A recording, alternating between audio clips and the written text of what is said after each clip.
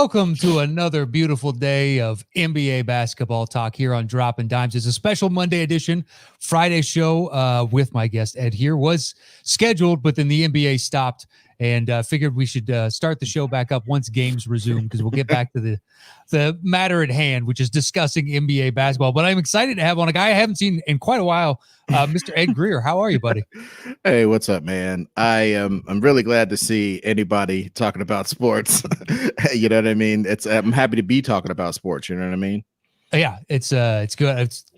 NBA basketball has been such a godsend for me and you and anybody else that is tuned into it, just because it's been nonstop. It's like March Madness. Every day we get numerous games. There are games today. There's games tomorrow. It's fantastic. Yep. And we'll start off with last night's barn burner of a game between the Nuggets and Utah. Going into this, who did you like in the series? I really liked Denver. It was unequivocal. It was like, yeah, they're going to beat that ass because Utah's in disarray. They got injured dudes, yada, yada, yada. That old Gobert pick and roll is not going to work against all the stuff that Denver can do, all this stuff. And then when Utah jumped on that ass, I was like, wow. I was really surprised. I agree. I picked Denver to win it, and I was like, with Bogdanovich being out, they really need his scoring. Although Conley is finally playing, he's getting the Van Vliet bump of I had a baby, and now I'm hitting shots left and right. And it's good for Conley. I've always liked him. He's a guy that should have made an All-Star game by now, but just hasn't because the West is so stacked at guard. Yeah. And so he's playing well, but you figure Bogdanovich being out, it's like, okay, it's going to be all Donovan Mitchell. And last night it kind of was. Their offense was, hey, Donovan, please do something for us. Well, that's kind of, you took the words right out of my mouth, bro. Again, it's like Nirvana talking to an actual sports fan about this stuff, because as we talked about off air, so many people want to talk about these games without actually looking at them at all. And when you really look at the game, it's increasingly disturbing that Utah's offense is. You remember that old Fresh Prince episode when there was like, the play is pass it to Will. You know what our other play is? Pass it to Will. You know what our other play is? Pass it to Will. That's what their offense is. And it reminds me of the old days of, obviously they're different body types and everything, but the old days of how Cleveland used to play with LeBron. Just like, here you go. You get the ball as far as possible away from the goal and beat four guys and score. That's our offense, folks. And I know Utah runs something more complex than that, but it don't look like it, is all I'm saying. Well, legitimately though, watching the game, it's going back and forth. Eventually, once they were getting into the meat of the second half, as much because you could lay the same claim at Denver's feet as well and be like, it was the Jamal Murray show, and the other guys were there kind of with, but they both shot ungodly. Jamal just shot even more ridiculous. What do you got? I've got it right here in front of me. Jamal went 9 of 12 from 3, 75%, which is just bonkers. But he shot 70% overall, 70.8. It's just crazy. No, it's super amazing, but it is, to me, troublesome. I don't want to sound like one of these clickbait guys, but like, if one dude is doing that much with all the talent that's on Denver, that's bad. You know what I'm saying? I don't think Utah is doing some great job of taking everybody else away. No, I think people are standing around watching Jamal Murray. And I think if you run up against, we'll talk about him later, but you run up against the Lakers or the Clippers playing like that, you are going to get your ass beat. You have to have significant contributions from people and again, I think the reason why Denver's stuff is working better than Utah's is when you pass the ball to your center as a Utah person, you might as well throw it into the ocean. It's not going to do, nothing's going to happen from that. You're just going to get the ball back. It's like passing it against a wall. When you pass the ball to the center on Denver, all types of creative stuff can happen. People can get hit on back cuts. People can get oops from him. All types of stuff can happen. And I think that is one of the key differences, that in the play of homeboy Grant. That Jerry dude Grant. Is hooping. He's hooping. He's finally the guy that OKC always thought he was going to be, or, he moved around, but he was taken, fairly high in the draft, and he had all the tools. Especially with Denver, like they just got Gary Harris back for the first time, this first game since I believe February. Mhm. He hasn't played any kind of competitive basketball. Michael Porter Jr. has not had a good first round series, but he's also a rook. So you are Mhm. relying on Jokic and Murray to do all this, and they're both stepping up to the plate. Murray put up 3 straight 40-plus point games, the first time since AI in 2001, I believe. Mhm. And there's only been 4 players ever that have put up 2 50-point games, and 2 of them are in this series, and Mhm. Mitchell and Murray. I mean, it's just bananas. I was joking on the last show that I did that, like, the Nuggets need to just go by the Enver Nuggets, because if a dude hangs 50 on you twice, you don't deserve to have the D anymore. Uh, well, And now and you can say the same also, thing about Utah, one of the best defensive teams in the league. It's just like, dude, Jamal Murray, but he's also shooting 75% from 3 is just bonkers. well, yeah, and I just think when you look at the way the team is constructed, I think if you imagined Denver playing well, you imagine them playing with Millsap, but that isn't Okay. the case right now. You know what I mean? He's finally looking old. And it's just like, wow, homie, like this is really interesting. This is like a team realizing that, like, maybe we need to leave some of the OGs behind and get behind the youth movement for real. Yeah, kind of need to. And also I got to say, as a Laker fan, boo me all you want, people, but because Laker fans really do suck. Like, straight up, I just want to say that I don't want to apologize for my people, because Sure. honestly, you can't. We're not a monolith, just like a lot of other communities. But Laker fans can be real assholes. So I will say this though: we draft well. You can't say we don't. Everybody we cast off is starting on and balling out on everybody's teams. You know what I'm saying? Ivica Zubats, we gave away for $1, Yeah, is nothing. balling out for the Clippers, and freaking Jordan Clarkson is Donovan Mitchell is going to do what he does. Yes. But if Jordan Clarkson doesn't step up, this is not some series like this. You know what I mean? This isn't some long series like this. I think Denver would have beat their ass a long time ago without Clarkson's contributions. Yeah. Well, I mean, especially on the second team, it's basically Jordan. What Mitchell is on the first team, you are that on the second team. We don't have any other scoring punch without you. And he had a bad game last night, and they were still kind of in the mix overall because Conley piled in a decent amount of points. Mhm. And I think, for Denver, the biggest change for them is when they brought the starters out and the second unit came in, and Miles Plumlee was just this incredible spark plug that got everybody else going. He's running around getting offensive rebounds. I don't think he took a single shot, but his energy and intensity really got everybody else to kind of step up and take notice as well, and realize this is a do or die game, and it just was pushing them. Then you take him out and you put your starters back in, and now they're all playing with the sense of urgency that they should have been playing from moment one. And they're getting contribution, decent contribution from, Jeremy Grant that you brought up, or Torrey Craig. See if Gary Harris could plays even better in the next game. Michael Porter Jr., once again, he's up and down. Don't know exactly what you're going to get from him. But so long as you have the steady play of Murray and Jokic, I still think Denver takes this. I'm not going to, deviate from my original stance. I still like Denver in this. And especially, I think Denver would make a more interesting matchup against the Clippers, just because they have a little bit more depth, whereas Utah, it's like, all right, Kawhi or Paul George is going to be put on Donovan Mitchell, preferably Kawhi, and now anybody else get a shot for us. Anybody else. And I think that's going to be a little bit more difficult as opposed to Denver. Okay, I like Jokic in the matchup against Zubac or anybody else that they're going to throw up against them. And you still have the Kawhi can shut down Jamal Murray, but at least they have some sort of advantage in other places, and they have more depth overall than Utah. But who knows? Because Utah came out strong in Game 6. Maybe they come out strong again in Game 7 and just maintain that lead throughout. I mean, maybe, and like I said, I don't want to be a real dickhead about Utah not really running stuff, because obviously they run stuff. If you look at when they do their sets, they're obviously running something. Yeah. But it just ends up being, you know what I mean? It's like when you have 4 options and one option keeps getting used over and over again, you become, predictable. So, and I think they're not being able to rely on, like we've been talking about, there's very few other offensive dynamos on the whole team. So it becomes quite predictable what they're going to do. And I just think that's why Denver's going to win it. As I said earlier, I think Jokic has a much better game this next one.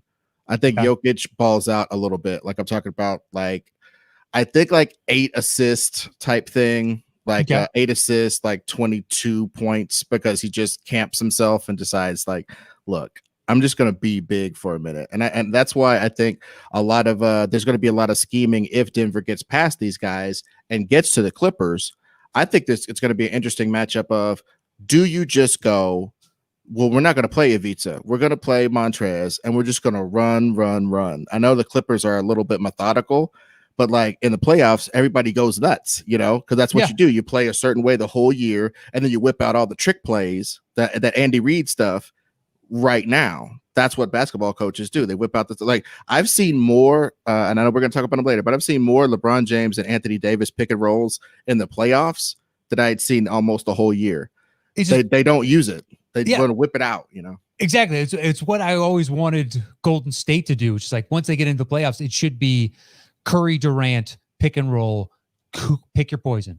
Who are you going to choose? And it's all poison. It's for real poison. Sometimes it's like poison, Gobert or Donovan Mitchell. I'll take the iocane powder that is Gobert. I'll be able to live that. I've been building up an immunity.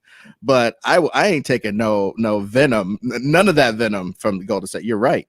To make both ends of your pick and roll be absolutely deadly. Yeah. There isn't too much to do about it. And you could get that with Denver if Murray keeps playing at this otherworldly, and who knows if this is legitimate, because Jamal Murray has been up and down in the playoffs. This year he's been, up, but he's obviously hit a level. I think Kenny Smith put it best of like, and to quote him, in essence, I envision him being a good player, but in no way did I ever see him basically climbing the mount and becoming a pantheon kind of playoff level if he can continue to do this. And who knows? There's no way he shoots 75% again from three on 12 attempts. It's asking too much.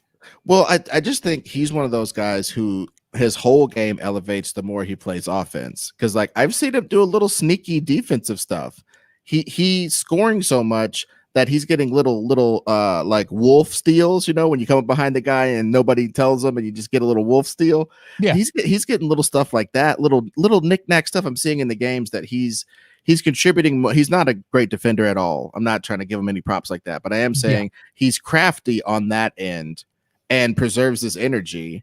And just on offense, even that we saw that move that playground ass move he did towards the end of the game when he sort of just he was even surprised at himself, that was that little finger roll. Yeah. He is straight up, as they say, in the zone. He's in flow state for real. That's what flow state looks like. Well, and him and I've seen him and Mitchell, these battles, they both get in the flow state where it's like that pull up. It's almost like the ball is out of your hand. By the time you gather, it's already out of your hand and it's through the net. And you don't even realize that you did it. That's what the flow state's like in a basketball game. I know you've probably experienced it too. But watching it late in that game, every time they rose up, you could tell when it was going in just by the confidence they were exuding. And because I do that when I'm watching, I guess to myself, if it's in or not, just given like if they're squared up, if it looks like a shot that they routinely make, et cetera, et cetera, et cetera. And numerous times they both had step backs or sidestep threes, and as soon as they rose up, you're like, that's going in. I don't need to see the release. That is going in, because they're both playing with such confidence. I can't wait for game 7. It's going to be awesome. Hopefully it's just like game 6, where it's this back and forth heroics from both sides, and we get another just beautiful masterpiece from the two of them. But we're both picking Denver to ultimately win out. Yeah. So, I would personally just want to see a team effort from both of them. I want to see a game in the 130s because everybody decided to ball. You know what I mean? Like not just two guys trying to battle for supremacy. I'd like to see maybe 120s. A game like that where it's like we get a bunch of points from Jeremy Grant, a bunch of points from Craig, a bunch of points from like, where are these points coming from? Oh God, this guy got hot. Michael Porter Jr. got hot. He's got 22 points, but Utah's still up because XYZ players balling. Ingles, I want to see something Ingles like that. Had a good game. Ingles, Clarkson got it going on the second unit, and now they're playing him late in the fourth because they need the extra offensive punch, and he's had a good game. If they had Bogdanovich, this would have been a tougher series to call because he's their second leading scorer, and to lose him, I don't know. It basically they reverted to what I anticipated from them, which is Donovan, we need you to do something. And Exactly. And I perhaps that just, wins out. yeah. And people have definitely talked all the stuff about the chemistry between him and Gobert. I know you're not a gossip show, and I'm not about that. I don't think that's it. I think when you get out on the court and you run your sets, you know what you're supposed to do. It doesn't matter if homeboy touched all the microphones, or none of that Yeah. matters in that moment. And in those moments, I'm seeing an intense amount of chemistry between homeboy's picks, his like little like he does like the I'm gonna come up and set my feet and do this type of picks, but he's always brush screening people all throughout the whole game. He's always holding dudes a little bit, It's NBA. putting people in jail a little bit. No, not in a bad way. I'm saying Yeah. the whole game, Gobert is trying to hit people so that Donovan Mitchell can go right past that person, or rather that collection of people who are screened by that action. He's doing it literally all game, like a Roomba, just bang, bang, bang, banging off of people the whole game. That's very important. So I think that speaks a lot to chemistry. So if they lose, I'm saying is dead this. It was a chemistry problem. It was a matching up with Denver problem. They just didn't have the same offensive punch. I think I agree. It doesn't seem to be any discord between the two of them. They seem to be fine. And that, I've read a couple of different accounts from Utah reporters and be like, that was bubbling to the surface regardless of whether or not COVID happened. So maybe they needed this dust up to move forward. Who knows?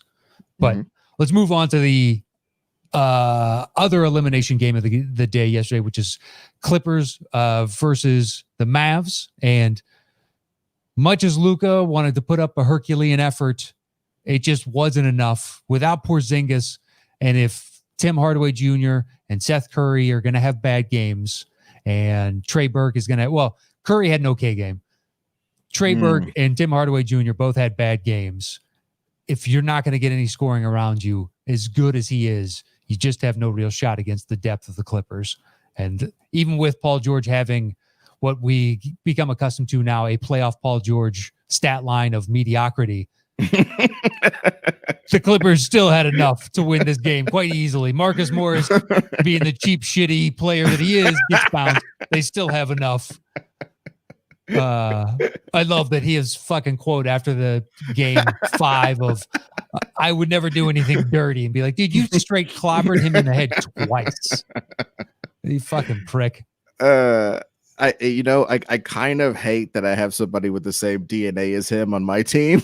But anyway, I really think that the Clippers, I think the Clippers are playing with their food a little bit. I know that it was inspiring, how Luka had, balled out earlier, but like those were Herculean efforts, and that step back, I mean, shooting like 30%, 30.1 or something percent from 3 at that time. And he takes a super duper step back that's going to live for all time. Yeah. And he hits it. But the fact that it took that to beat some dudes who were playing bad, and Paul George was kind of playing bad, that's, you know what I'm saying? It just points to, sometimes I'll see I'll see somebody ball out and I'll go, that was your best effort. Good job, guys. Yeah. But that great effort means you're done, because it took that. You know what I'm saying? Like, it took every last ounce to get Yeah. this win out of you. And watching the game last night, I tweeted out at one point, the Mavs were 5 for 25 from 3. I mean, nobody could hit a 3. And if you're going to shoot that volume and only make 5 of them, you have no chance. You have zero chance. And they had to shoot that volume, because who's beating their man to get a dunk? Who's beating their man to even threaten to get a dunk?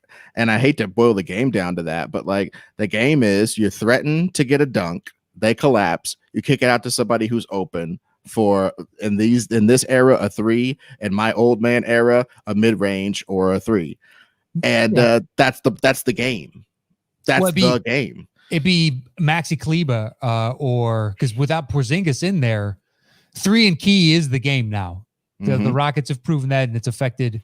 It started with the Spurs, but it's the ripple effect has gone out. So you're right. Of if there is no threat to get a dunk from the undersized Trey Burke, the undersized Seth Curry, you don't have the athleticism to be a threat there. So if you're not going to make your threes, then you have no real shot in this. And absolutely, but go ahead.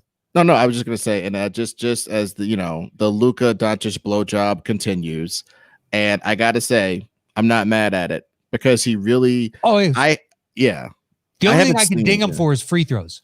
Yeah, exactly. That's Like it. free throws and I even love the volume with which he shoots threes because he needs to shoot threes at that volume so that when he does a little hezzy like that, you think he's going to gather and you just freeze for a split second.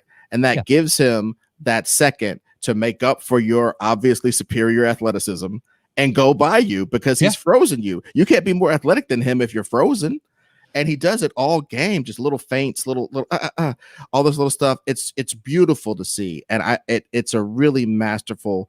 I hate to say masterful dealing with any white player, even one from a foreign land. But anyway, it's really, I don't want to say intelligent. Even it's natural. That's brother ball. If you really want to know what he's doing, I'm not saying he's playing like a black guy. I don't want to even put that out there. He's playing like a real true basketball player. Steve Nash did it. Michael Jordan did it. Every move is potentially deadly. Every little shift, Kobe did it. Every little shift, LeBron kind of doesn't do it that much.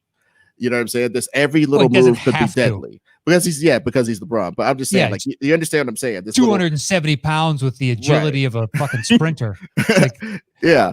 Just physically, he is a different human. It's hard for me to believe that we're the same species of people. Like he's not the evolved version of what I could be in a couple generations.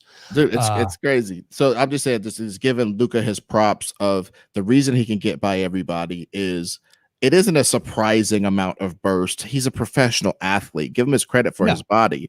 But boy, he just freezes people with all these moves, and he's able to do that step back that gets as much space as basically Harden's step back.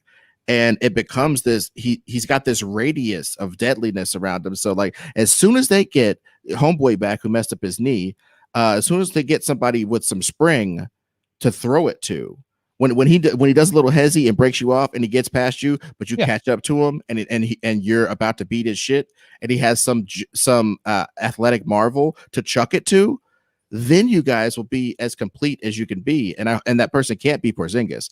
Porzingis needs to be spotted up somewhere while that athletic marvel's jumping and you're fainting that. And then you go, oh, wait a minute, they're going to block homeboy's thing. I'll kick it to Porzingis in the corner.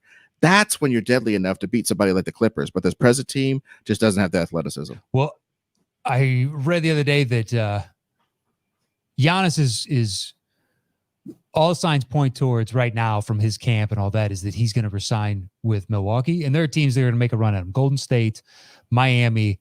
But apparently the one that's gaining the most momentum right now is Dallas because you have Luka, this next level guy, who's on roughly the same timeline as you, even though he's a couple of years younger, but he's already proven that he is elite at this level. You couple that with Porzingis, it's like, dude, you could do whatever you wanted, and you would coexist quite beautifully with that.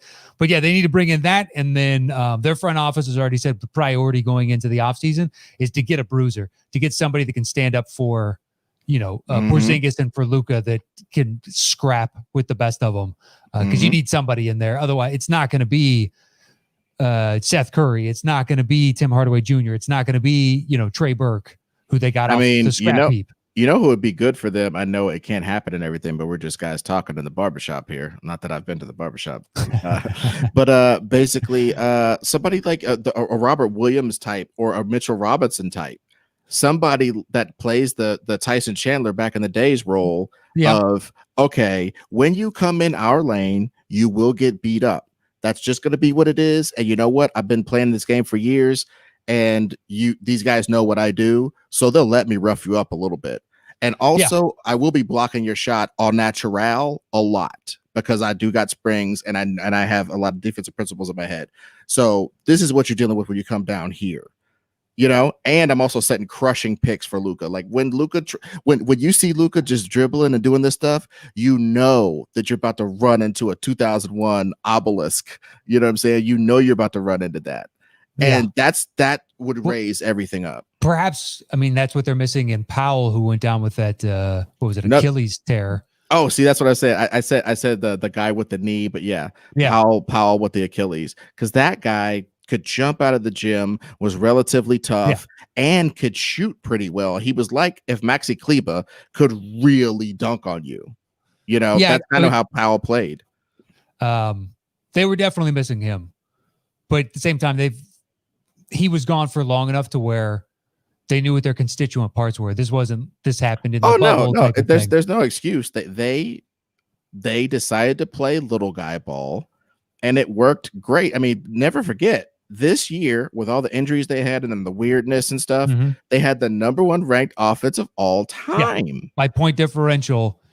Although, as they were talking on the broadcast between Van Gundy and Mark Jackson, Ed Breen, or Mike Breen rather, do you think that's the number 1 offense of all time? I don't, but it's numbers though. It's way that people, I remember the numbers we were using as kids, and we were spitting those like they were super facts. So it's like, is it the evolution of the game, or is it like just fuzzy math? Yeah. Well, you could contextualize the numbers on some level to make them say whatever you'd like. You can fudge stats and whatever. They were a remarkable offense for a team so little, and frankly, they were a bunch of little punks with a Euro young guy, and were able to put up a great offense in a man's league. Yeah, well, that's commendable. When your 2 apex predators are white guys in the NBA, that should normally spell doom. Well, Porzingis is not about that life though. Like, not that punk life. I mean, like he there's a limit to what he can do physically, because he's still a reed, and he still does the knee thing. I think he's still a little tentative on a lot of levels. So the fact that he's getting this amount of stuff done with some of his smooth dunks, he doesn't do power dunks. He do a little smooth slip past you dunk. Yeah. And then his spot up threes, like just the danger of somebody that big spotting up, because when you close out to him, it's totally ineffective if you're not 6'9" or above. If you're a 6'4" person closing out to Porzingis, you're not even there. When I saw him at Summer League after the Knicks drafted him, and I came back, and I happened to through a friend meet Big Baby, and we were just talking. He's like, oh, he's got back from Summer League, and he's like, what'd you see? And I was like, I saw Porzingis, and he's like, oh, really? How is he? And he's like, that guy's legit. It's not bullshit Euro. He's not Darko. That dude is legit. And it's still, it's a matter of his health. Can he stay on the floor or not? And before we close out with the Clippers, Daniel Salva in the chat over on the side, or what is it? Savoie, sorry. And I kind of agree with this. Yes. Were the Clippers cruising in the Mavs series? I think on some level, yes. Yeah. Yeah, I think so. Outside of Kawhi was giving you exactly what Kawhi gives you every game. I think it was, the mentality wasn't exactly there the first few games for the Clippers.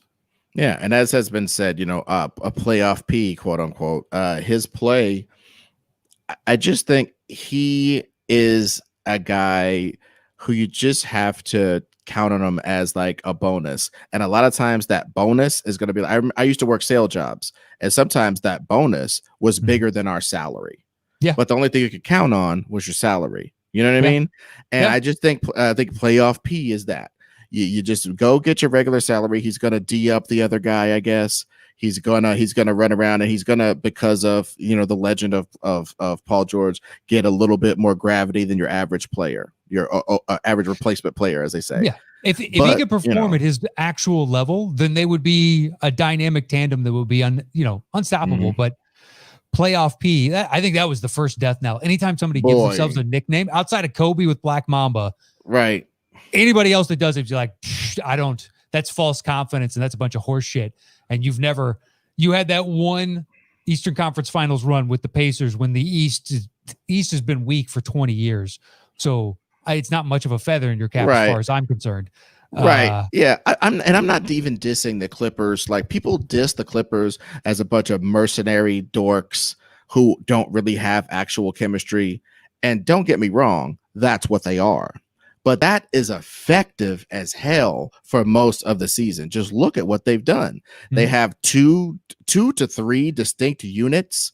Like, when they put JaMychal Green out there, it's different than when they put Markieff out, or Marcus out there, which is different than when they have Ivica and Marcus. And it's like they have these different configurations. They have they really platoon their team in an interesting way. Sometimes their rotations are a little weird, but overall, like, sometimes Landry Shamet gets way too much time. And I know Clippers homers will just love Landry, but like, with Pat Bev out, you're going to need to get more run from some of your other guards. And even when he comes back, he's going to have to get himself back up to game speed. So you're going to see more of Shamet or Lou Will coming in earlier than you expected, or Reggie Jackson getting way more run than I ever anticipated. Yeah, Uh, yeah, yeah, yeah. and I wouldn't And want to rely on him personally, yeah, but I think that's what I'm saying. Like I think the only place they're in any way weak is the fact that yeah, a lot of punch as far as their guards is a little small, and yeah. I think when we get later into the playoffs, they run into people with guards that can guard their small guards with bigger people. I think they're going to run into some stuff, you know. We'll see though. They've got a good matchup in the next round if it's Denver or Utah. So in essence, you're worried about the Lakers if the Lakers make it out against either Houston or OKC. It looks like it's going to be Houston, although we'll find out today. Mm-hmm. I've said, you know what, I'm going to go with OKC and 7 in that one. And at times they show that, but now with Westbrook back and the fact that they managed to steal a couple games early, I think that Houston is going to take this ultimately. I'd still like to see OKC. Well, But OKC's interesting now, dude. Like I gotta say, like they've been every time a team decides to not suck, you know, when they decide, you know what, we've had major blows to our level of player and stuff. We could just kind of go into a hole and just suck. Every time that team doesn't do that, it seems like for these process heads, it seems like this dumb thing to do. You're messing with your draft style. You should get a good draft pick. I love the fact that, you know, these guys don't think like that. I love the fact that they were just like, yeah, we got looted. So what? Now we got this guy and that guy, and we got to work this out. Schroeder and Chris Paul playing like almost equal minutes, it seems like. It's just baller on some level. Their death lineup is those two plus SGA. So they have 3 point guards out there. And they're actually, I mean, I love it because they're going up against, they have 2 competing philosophies. Houston is entirely 3 and key. This is all we do. And when Houston is lost in the series, it's because they've shot abysmally from 3. And then OKC shoots more mid-range and hits more mid-range than anybody else. And Houston's happy to give those up. So it's okay, whose philosophy is ultimately going to win out in this? I like the collection of talent. I think it's stronger on OKC. It's just the top end of Houston is so much heavier.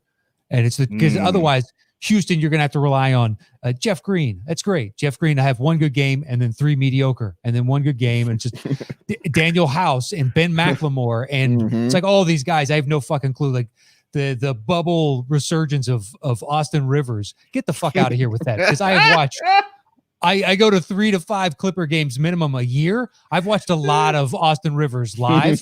That's a bunch of, I mean, that is fucking pyrite fool's gold. So you got a couple good games out of them. Not going to happen in a legitimate playoff series. Even if they win this first round, it's like, okay, now you got to take on the Lakers. The fuck are you going to do? Well, I was saying something like I said earlier. I was saying something similar to that about Jordan Clarkson. Like looking at Jordan Clarkson ball this consistently for Utah, I gotta see it as fool's gold because I didn't see it before. But then that's obviously just fan bullshit. Like not allowing them to evolve as players. But sometimes they are who you thought they were. Sometimes. See, Clarkson has been on this trajectory of he's gotten a little bit better in that role and a little bit better and a little bit better, and then he's proved it out over the course of the season of that's exactly what they need off the bench, the spark plug that just hunts for his own shot at all times. Whereas Austin Rivers, I have watched you play in any conceivable situation. You're putting up 40 some odd is anomalous. You're not going to do that again. No, I am definitely a non. You and I could bond over not liking Austin Rivers. I can't stand that kid. No, watching it, I've watched him play so many times. And that, you ever seen the video of Blake Griffin making fun of him, where he mimics he dribbles way too much and then just hoists this 3 that fucking flies and misses the rim entirely. I gotta watch that. Oh, it's back when they were on the Clippers and watching him be like, that shit is true. I don't know how many times I've watched him like crab dribble, dance around at the top of the key for 7 seconds to 10 seconds and try and penetrate 4 different times. The defender just has to move their feet twice. They're in front of him every time. And then he just kicks the ball over and be like, you wasted 10 seconds to do what exactly? Hey, I don't want to cast aspersions, but my man Jordan used to do that all the time. Jordan Clarkson used to do that all the time. Year 1, year 2, when he was with the Lakers, then he moved on to the Cavs. He stuck around for a minute, and we really thought, we were gonna do a lot of stuff. But yeah, I definitely get what you're saying. All the dancing and all the bullshit to take a bad shot. It reminds me of that kid who got messed up. He used to play for the Milwaukee Bucks, and he scored a lot. But Brandon Jennings. Oh, he scored a lot, but he really wasn't good. He like No, it scored a wasn't. lot, but he really wasn't good. It was like he hit this slipstream, this Jeremy Lin. I'm not saying Jeremy Lin isn't good, but this, Jeremy Lin sanity type of slipstream of just, wow, look at you. And then it goes away. Like, your ruby slippers come I off. mean, well, because he came in with all the hype in the world and then he didn't live up. It's like OJ Mayo. OJ Mayo came in as this dude is going to be huge. Out of high school, they were talking about he's the best prospect we've seen in, forever. And then he came into the league and he was a, journeyman kind of role player, never really fulfilled the potential. And Brandon Jennings was a lot of confidence and nothing really to back it up on the court. So do you think Houston, so you think OKC is going to win the series versus Houston? Them originally. I think now Houston is going to take it. Because of the addition of Westbrook? Because that's kind of what I think. It's just Westbrook coming back to, because like the thing is, this is my thing. I don't like Houston. I don't like that style of ball. I don't all this kind of, and it's sort of a generic hate on that at this point, but it's well founded. It's well founded, the hate for that style of ball. I'm sorry. And because it reminds me of like shitty college basketball where they just sort of pass it around the perimeter until somebody takes a bad shot. And then sometimes it goes in and all the cheerleaders jump like they did something, but it was just totally piss poor basketball. A lot of their offense is that. I'm sorry. And I grew up thinking D'Antoni was the shit for the Suns. You know what I'm saying? Because of that penetrative thing of it. And yes, Houston does that, but they do it from the ball that I can't stand. When I was a little kid watching basketball, I was a Knicks fan for a second. Because I liked Latrell Sprewell. I liked the fact that he choked his coach out. I liked Allen Houston's mid-range Jays. I liked the Anthony Mason types. I liked that whole thing. And once they got the Knicks team of like Allen Houston and Latrell Sprewell, their offense was literally Latrell Sprewell or Allen Houston pivoting 35 feet from the cup and going against four guys and trying to get up a J. And it was the most awful basketball I ever saw in my life. And that's too much of what Houston's basketball is. They pass around the perimeter until somebody takes a bad shot and makes it because they could shoot, or they have Harden try to beat four people. He does it miraculously, gets fouled, 3-point, and everybody thinks they did a good thing as far as offense. That shit sucks. And with Russell, it's just, hey, race it to the cup. And he just runs up there and everybody has to run and then they spread out and it's more deadly, Yeah, exactly. If they would be unstoppable if Russ never shoots another three and just constantly drive, get your mid-range shots, which you're good at, like at the elbow and at the nail, but drive, make the defense collapse down and then kick out. And you've got a wide open Harden as a first option always. And the guy's an excellent 3-point shooter. Even at only 36%, but at the volume he's doing it at, perhaps if you scale back the volume, his percentage would go up a little bit. But yeah, I think they are infinitely deadlier. And then when he gets back to this, I'm a good shooter from 3-point, it's like, dude, you're killing the offense because they don't need another shitty 3-point shooter at the volume they're shooting at. But I think ultimately they're going to take that tonight. I would love to see OKC make it out just because I find that team more interesting to watch. But I also don't want, and I've said several times in here, I'm a Lakers fan, but on some real shit, I think obviously if the Lakers play intelligently for the whole game, they could smash somebody like Houston because they're just too little. But they don't do that. They let Anthony Davis get flustered by all this little gnat ball where they run around him and they just sort of, if you're getting double teamed by two dudes who are 6'4", you are not being double teamed, period. You are not. That sucks. I hate how he lets that stuff fluster him. And that is dangerous to me. I think that's the danger. OKC, I could see Anthony Davis isolating on Steven Adams and getting great shots all day. All day long.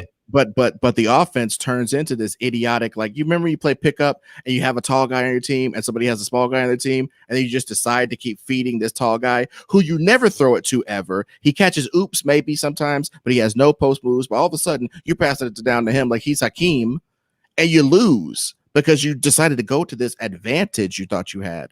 That's the thing that the Lakers do against Houston, and I don't want to see that. I do want OKC to win because if the balls fall where they end up playing the Lakers, I think they just play more traditionally. And I also think that Chris Paul and LeBron James's conviviality would I think LeBron James is doing a little bit of that Jordan stuff where you make friends with everybody, so when they beat your ass, they take it a little better. Well, yeah, him and Melo embracing after the loss the other night. Although hopefully Melo's back, he was a good fit for them. Doesn't help him on the defensive end, but at the same time, if they have a full season with that roster and Nurkic and just everybody's healthy, and they were missing Rodney Hood. They needed the extra scoring punch off the bench, which they didn't have. So once you got off their frontline starters, it's like, who's going to get me a basket? Well, even Trevor Ariza, right? Like we're talking about Portland, who opted out. Like little stuff like that equals up to, and and Collins, like you're saying, like I felt a little bad for Portland because I feel like on some real shit, if there was a team, a so-called one team that could have lost to Portland's best, it was those Lakers. They could have lost to Portland's best with all their guys. I think that's true. But people just jumped on that too much. They jumped on it too much. People were like, I was like, there's a chance, but Jesus, what are you talking about? Yeah, Chuck calling for a sweep. It's like, that's never going to happen. God. But the Lakers' Achilles heel is everybody not named LeBron or AD. It's like, you're going to rely on KCP, Caruso, Rondo once you get him back, Dwight Howard, JaVale and Rondo, McGee. Dude, I wake up in a cold sweat, and the nightmare I had is not spiders coming out of my skin or aliens. It's Rondo getting 20 plus minutes in a playoff game. It wakes me up in a cold sweat, dude. I mean, yeah, your best options right now are Caruso or KCP, and I like Caruso. I mean, he gets undue coverage because he's a white guy on the Lakers. But KCP, I think, is fool's gold. Even when he has the good games, he's so up and down that the consistency. If he was the only homer the game, only homer thing I could say to absolve that though is the one thing they've done is build so many other weird swappable parts around LeBron and AD. I just think that they don't all swap well. You're right about that. It's like, when you played a gun game, you got 50 guns, but 30 of them suck. And it's like 30 of them could misfire. Yeah, you know what I'm saying? So like, I do agree with you, but I just think that they kind of, the way they've been playing, and I think the way that they're going to play in this next series, I think you're going to see, and I'd love to come on later when this is proven right. It really doesn't matter that all those guys could suck because there's so many of them that one of them isn't going to suck. And also AD's probably going to play good and LeBron's probably going to play good. Yeah. And I just think, but you saw it happen. We never had a consistent third guy. Everybody kept trying to make Kuzma the third guy. Oh yeah, Kuzma. I apologize. Yeah, we keep trying to make fetch happen with this third guy. There is no third guy. There are two guys, and the rest of the guys just do what you can. When I throw it to you, I hope you make it. You need somebody to believe that they're the third guy, because otherwise Dion Waiters is gonna suck up that void. And Dion's not even getting to play. I mean, I know. I think that's some Frank Vogel going, you're great, you're a good ball handler, you're a good playmaker, but you're a dumbass, and I just don't need that right now. Oh, dude, he is one of the most frustrating players I've ever consistently watched. I do not care to watch him play. Dude, I think Frank Vogel agrees with you. That's what I'm saying. And I feel like a lot of basketball fans who just like the razzle dazzle are like so concerned with the fact that Dion isn't getting to play. And I'm just like, Frank Vogel is seeing something in practice. The same thing he's seeing as far as Kuzma's defense. Kuzma thinks he's the third person on offense. You're right about that, but he's not. And he's not going to be probably this year. But I do think he's their third person on defense. He's the only other person I know of that's actually large that plays good defense now. He used to play very poor defense, and I understand people having the take that is old that he still plays poor defense. Now he plays passable to good defense all the time and sometimes plays good on offense. That's your third guy, and that's as best as you're going to get, Lakers. Yeah, that's your wing defense is entirely suspect, especially losing Avery Bradley. Very much so. The pressure you see it when KCP and even to a certain extent Alex Caruso does it better than KCP. But when KCP picks you up full court, so the fuck what? When Avery Bradley picks you up full court, you worry about getting ripped. You worry about like there's this guy. But when it's KCP, you just got a guy doing cardio next to you. You know what I mean? Yeah, but at the same time, the top end talent of the Lakers is bar none the best two-way tandem left in the league right now. So well, I mean, just when you look still have that.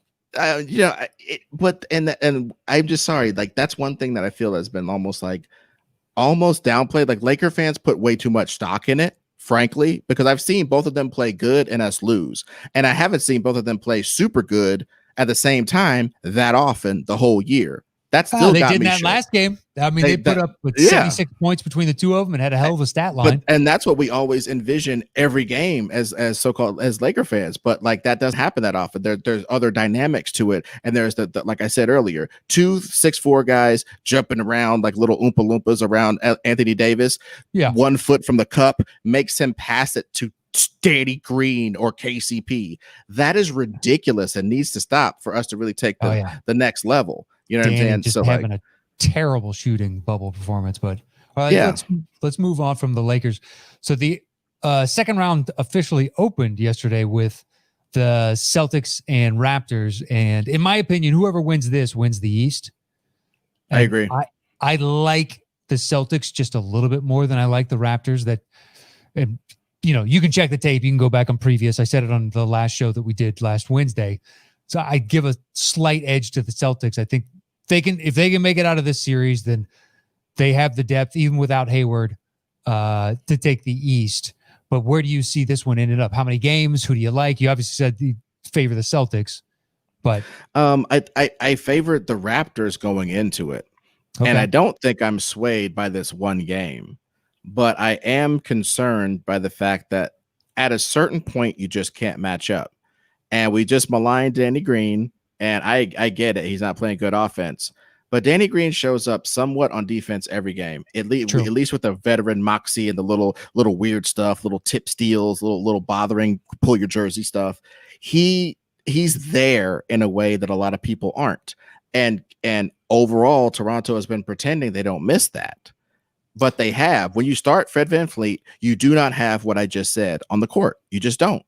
Yeah. And you don't have the same amount of deterrent. And obviously you don't have Kawhi. I'm not going to belabor that because Spicy P has stepped up so much, Pascal Siakam. Is he legitimate? That's my question with Toronto. I need to see Siakam become what everybody assumes he is. His trajectory is taking him towards being, and he had a bad game in this first one.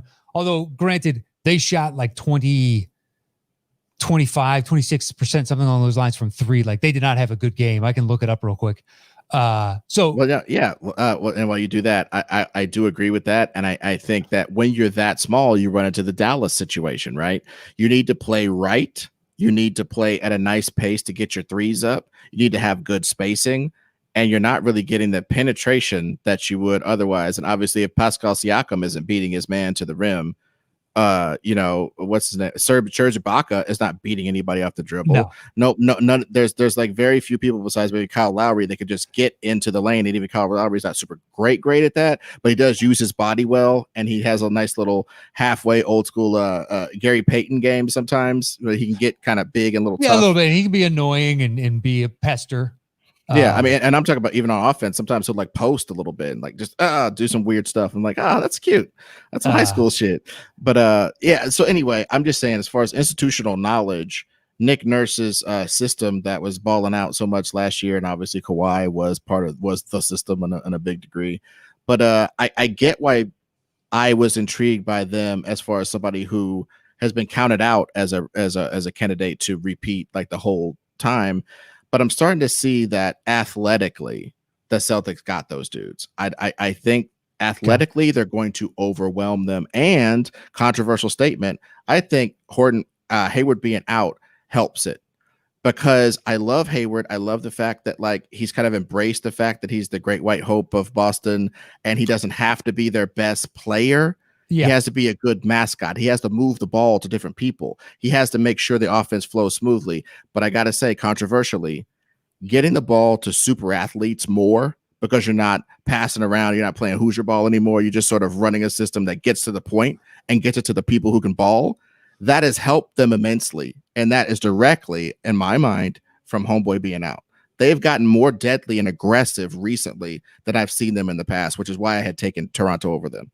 Okay. I think if like the biggest pivot for for the series on some level to me is the center play. And last night between Time Lord and Theus, they ended up getting 20 boards and 20 points, but most of that came from Theus. And if he can be that effective, like he's a good player, but if Ibaka and Gasol and Boucher and whoever else they're going to throw at him can't really match up with what the platoon of Boston is going to run out there, then Boston's top end talent is superior. With Tatum is now, yes, he's in the conversation he's in the top 20, 25 players right now in the NBA. And Jaylen Brown has consistently shown flashes of he's perennial all-stars in the discussion.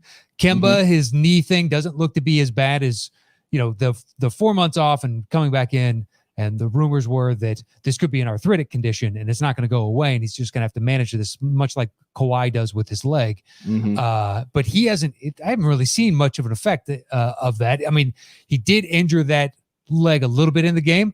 Maybe the Charlie horse that he got will persist on, and that coupled with the knee on the same leg maybe slows him down a little bit, but. I don't know. When you start looking and you go tit for tat matching up the guys, it's just like the Celtics check more boxes, and I think they just have the matchup superiority. Now the Celtics bigs are more athletic. The Celtics wings are more athletic. The Celtics point guard is more frankly crafty and offensively powerful, if not more athletic than Kyle Lowry. So where's your advantage? I just don't see any advantages for them. I think it's their only advantage is institutional knowledge and championship experience. And we're going to see the limitations of that, I think. Yeah, we'll see if Siakam does make the leap, if he shows up and he plays like they assume he has the ability to do and is the perennial all-star that he could be setting himself up for, then they're going to be a tough out. But my question since day one, and I had them not making the playoffs just because, well, it's, I figured this happens every once and again where a team rises way above their station type of thing, and losing Kawhi. Yes, they had a great record without Kawhi, but they also, that's the regular season last year. And two, they knew they had Kawhi in their back pocket whenever they really needed, to play him. They can give him the rest, but they can also plug him back in. But as evidenced by the Utah-Denver, there are going to be games where, hey, we need somebody right now to get a bucket. Look at, if they were in the same situation with Philly that last year, they had this year where it's late in the game and we need somebody to take that shot. I guess they're going to defer to Siakam, but is that the best thing that they could be doing? No, I don't know. Exactly. I don't know. Yeah, it's a quandary, and I get what you're saying, man. And I think that they're going to run up against that. But to me, I think their power is a lot of the games that I saw them in, especially when they beat the Lakers' ass. A lot of the games when they won, they were whooping some ass. They weren't having a bunch of nail biters. They were whooping ass with this almost Spursian. Remember that Spurs team that would just pass the ball 57 times per possession, and you just never knew, and the ball could travel faster than the man, as they say. So you were just always in scramble mode. If they walked the ball up, once they started passing, you were in scramble mode, and you were just like, damn, I can't deal with this. They were playing like that during the season. And I just think that's kind of bogged down in the playoffs for obvious reasons. And I just think we're not having this conversation if Fred VanVleet is 6'7" and can do what Jaylen Brown can do. If they had that and he was still like a shooter like he is with VanVleet, we're not having this conversation. I think the Raptors would have won that game. Maybe not that game, but I know the Raptors would win more games in this series. I think it'd be a much more competitive series. Dude, because of the matchups that we were talking about. So I think they're going to win. I'd say just a game or two. I know that's a vague prediction, but I'd say that Toronto's going to win a game or two. But I think overall, we're going to see that the Celtics have so many advantages, and just the confidence of these players. These players think that they could have been Toronto. And I think they're out to prove that we could have been y'all. We just had some misfortunes, but we could have been you guys. Had some bad injuries, some ill-timed late in the season type of stuff. All right, well, before we get out of here, let's move on to the last matchup that starts here in about 35 minutes after we finish recording this, which is Heat versus Bucks. And a lot of people are picking the Heat and saying like Heat in 6. I give a little bit more respect to the Bucks, but I think the Bucks' fortunes personally for me come down to Middleton. And can Middleton give me anything? But who do you like in this series? I think this is a tougher one to call than most, just because I think Miami's thing is basically institutional knowledge and roughneck culture. Like they're all kind of roughneck guys. They all try to defend hard, even when they're little dudes who cannot do that. They all try hard to do that. And they're instilled with this like we're underdogs, the world's against us type of thing. Like the Bucks feel like the king that hasn't been crowned yet. The Miami feels like, man, we wasn't even supposed to be here, dog. They have that whole thing going for them, and their offense is surprisingly egalitarian as far as who gets up shots. Like sometimes that Duncan Robinson kid gets a billion shots, and they like it, you know. I spreading around. I love starting Dragic. Just saying, none. Listen, he's got the experience. You'll get your minutes when we can get you your minutes. But right now, we need a steady hand. And for him to take that demotion, having started 57 or some odd games during the regular season, and to know I need to basically subvert my ego if it means it's going to help the team. I am here to help the team. They all have this kind of camaraderie and this bonhomie of we're all in it to win it type of thing. And that culture really does rival well against the Bucks. And as I said, in the start of this, if Middleton shows up and plays well, then I think the Bucks can easily win this in 5 games. I think it's totally conceivable. I agree with that. Yeah, I'll give him a gentleman's sweep. I don't say they straight out sweep, but if Middleton plays as good as he is capable of playing and doesn't have the playoff jitters where it's up and down, one game you get 26 and the next game you get 12, and he shoots it piss poor. If Middleton shows up, then I think the Bucks are going to be unbeatable for this team, and they win out. And it's kind of a cop out because I'm still going to choose the Bucks because their defense is so stout, and the Miami needs like the Duncan Robinsons to shoot really well, and Jimmy not to shoot threes until apparently late in game against the Pacers. He shot 26%, I believe, on the season. He went 2 for 2 on 2 straight games. But it was always late in the fourth quarter when they needed a three, like basically a break in case of emergency type of thing. Don't shoot the three until we really need it because we have other guys who can shoot the three really well and find your flow within the offense.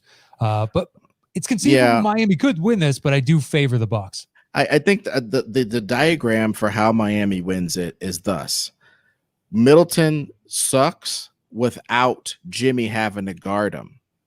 If Jimmy doesn't have to guard Middleton that much and Middleton still sucks, I think unless the DiVincenzos and the Bledsoes the George and the people Hill like that, and Lopez's, they have to ball out. If those people can ball out to absorb Middleton not balling out, that's one thing. But I just don't know exactly how that happens because I feel like Kelly Olynyk matches up very well with both Lopez's. I feel like Bam is a matchup nightmare for both Lopez's as far as the transition game. You don't think they'll put Bam on Giannis? I think they're going to try to do that, and it's not going to work really quickly. I like Bam. I like him a lot. And I know that over the course of the series that may have happened and may have been somewhat effective, but this particular Giannis that we're dealing with right now, fresh off winning the defensive player of the year, fresh off of I think we're going to see a Jamal Murray-esque Giannis game. I think you're going to see Giannis doing some shit where you're like, damn, in this game, because this is his first game after all that, the controversial stuff and the boycott and this and that. Yeah. I just really think he's going to fuck shit up this game for real.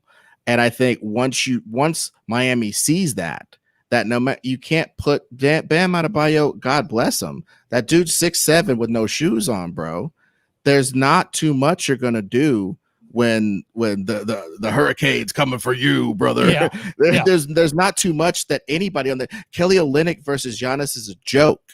Bam versus Giannis, to me, in playoff mode, is a joke. So I think I don't know how you absorb that. You can wall up all you want. Once you wall up against Giannis, hopefully Giannis's shooters will come to play, and Middleton won't have to be beating Jimmy in any sort of dribble drive or anything like that. He'll just be able to have somebody screen for him, and he just pops out and just hits a nice practice J because everybody's collapsing trying to stop Giannis from dunking on everybody. I just think that's going to be more what it's going to be. Now, if Giannis is somehow neutralized or somehow injured, this shit is basically Miami's to lose. But as Yeah. long as we Well, that have, happens for sure. yeah, but as long as we have juggernaut Giannis and Giannis scoring at least 25 points and dishing out maybe 6 assists, if we get that level of Giannis, you guys are done. And That's you'll what I still think. get his 12 boards or whatever it Mhm. is. 'Cause he'll, Mhm. it's can George Hill through the regular season? I believe he was the best 3-point shooter in the league this year. Can he show up and give you that? Dude, Will, Bledsoe, how does Bledsoe score? How does if Bledsoe can just use those muscles he has? He's a little like those little muscle guys used to buy for 25 cents out of the thing. You know, he's a little walking muscle.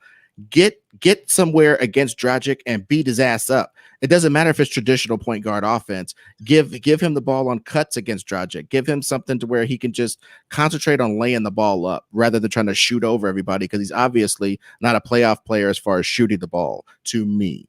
But I think he can get in and do some interesting things.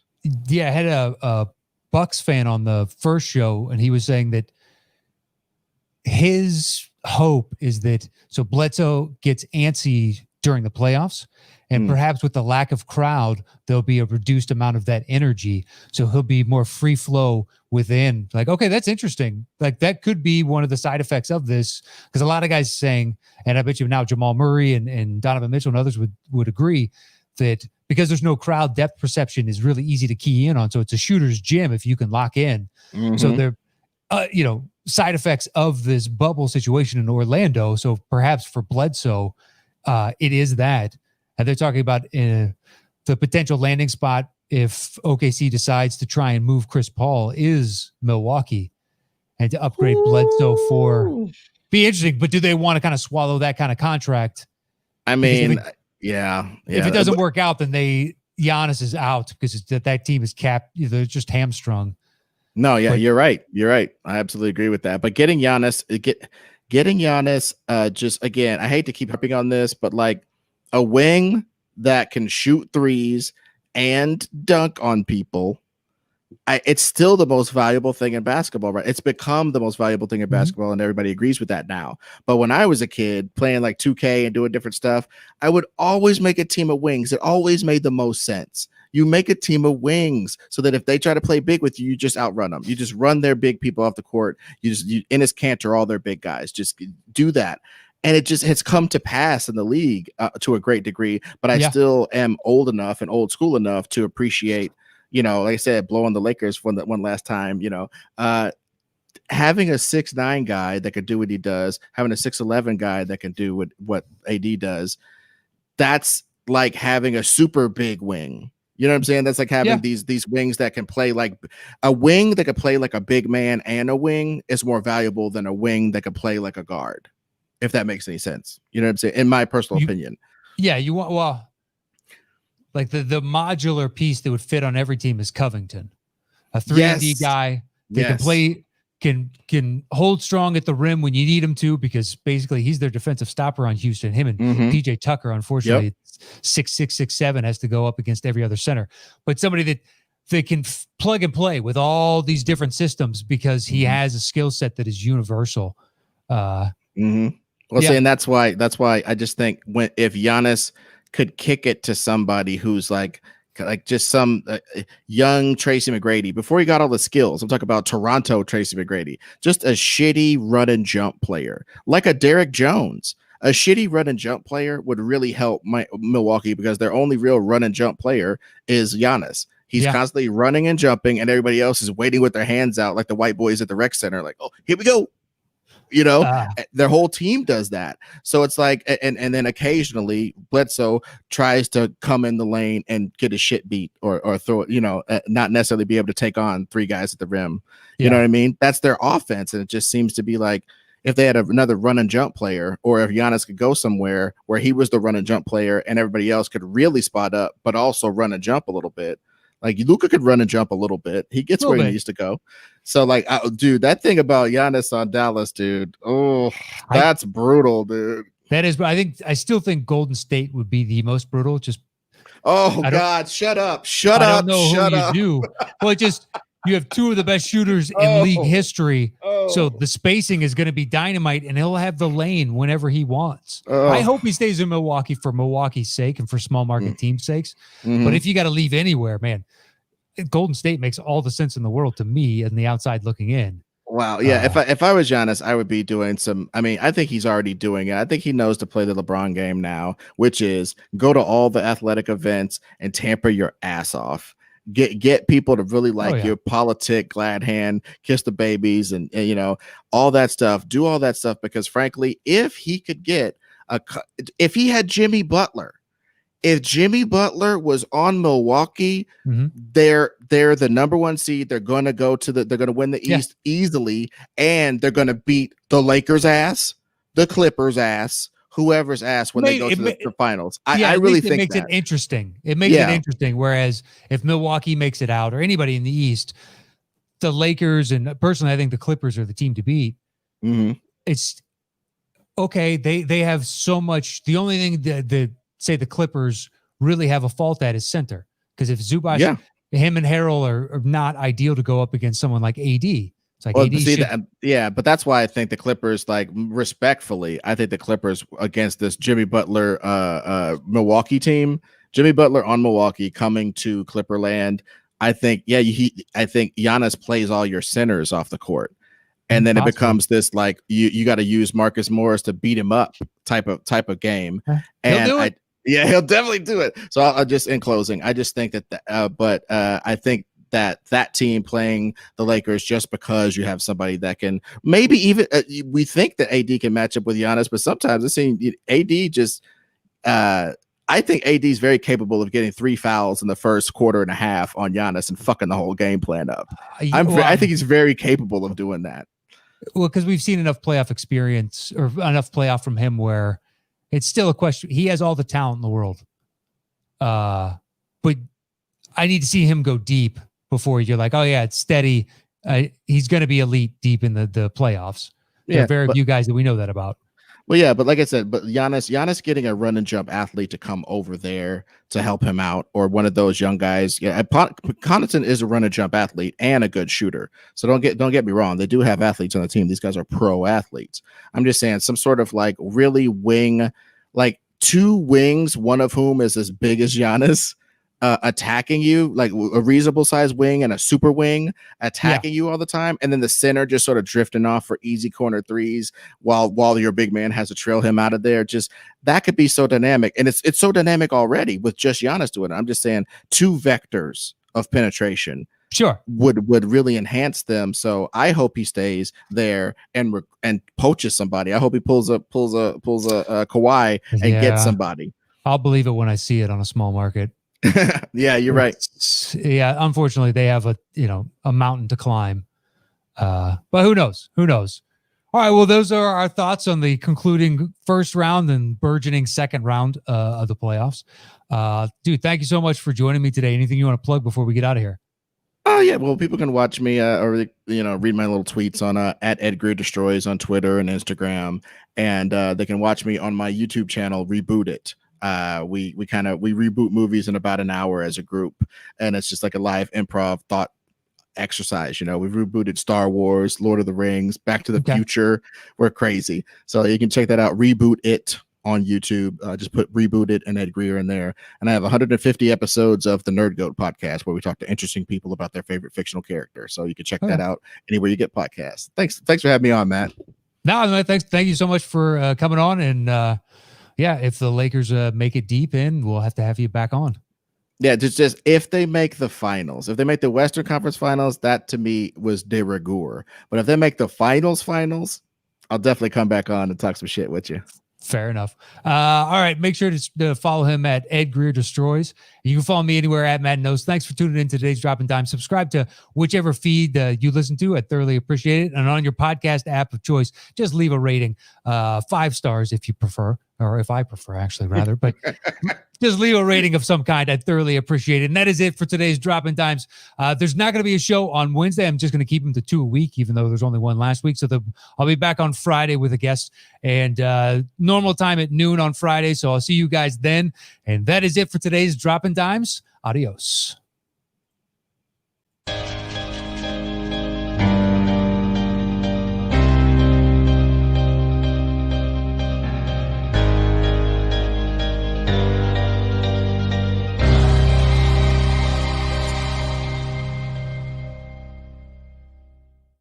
haven't ended the broadcast yet because that was the wrong outro. So I'll give you the right outro. That's to a new show that I'm doing. That was tight. I love the music. Yeah, thanks. A guy named Andy Merriweather put it together for a show that you said you wanted no part of, you son of a bitch. All right, we're going to close out today for Dropping Dimes. Thanks for tuning in.